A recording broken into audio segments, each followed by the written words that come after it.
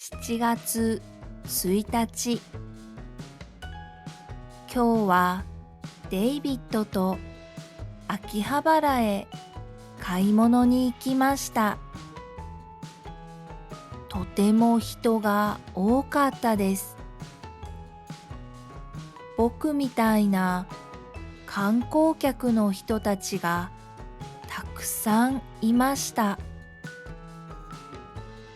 いろんな国の言葉が聞こえました。日本にいるのにアメリカにいるみたいでした。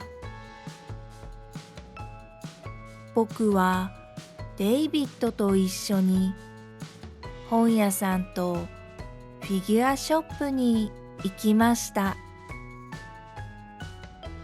日本語の漫画を買うことができて嬉しかった。とても絵がきれいです。この漫画で日本語を勉強しようと思います。フィギュアショップでは大好きなキャラクターを買いました。あとプラモデルも買いました。アメリカに帰ってから作るのが楽しみです。お昼はデイビッドと日本のハンバーガーショップへ行きました。日本に来てから初めての食べ物ばかり食べていたので、ちょっとほっとしました。アメリカを少し懐かしく思いました。家族のみんなは元気かな？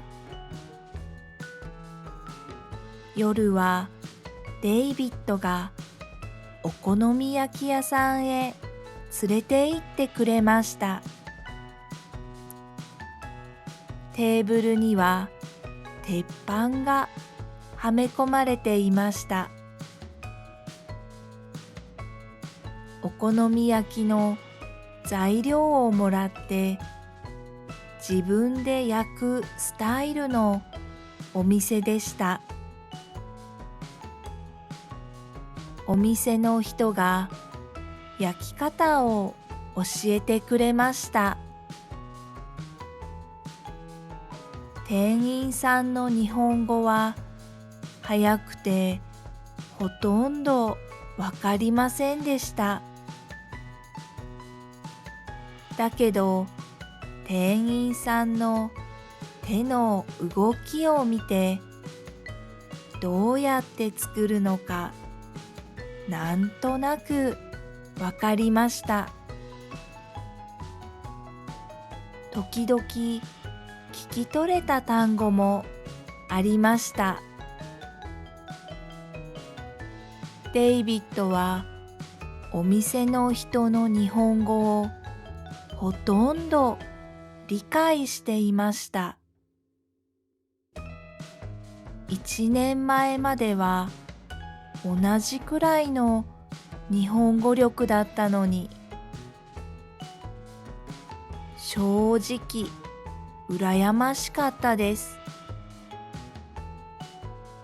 その後、僕たちはそれぞれ家とホテルに帰りました。なんだか体が暑い気がします。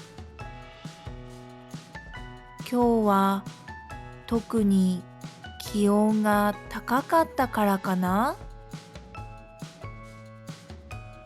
今夜は早く寝ることにします。おやすみなさい。今回のお話はいかがでしたか？私もマイケルと一緒で漫画が大好きです。視聴者の皆さんの中にも漫画好きの方はいらっしゃいますか？ぜひおすすめを教えてくださいね。それでは次回のお話でお会いしましょう。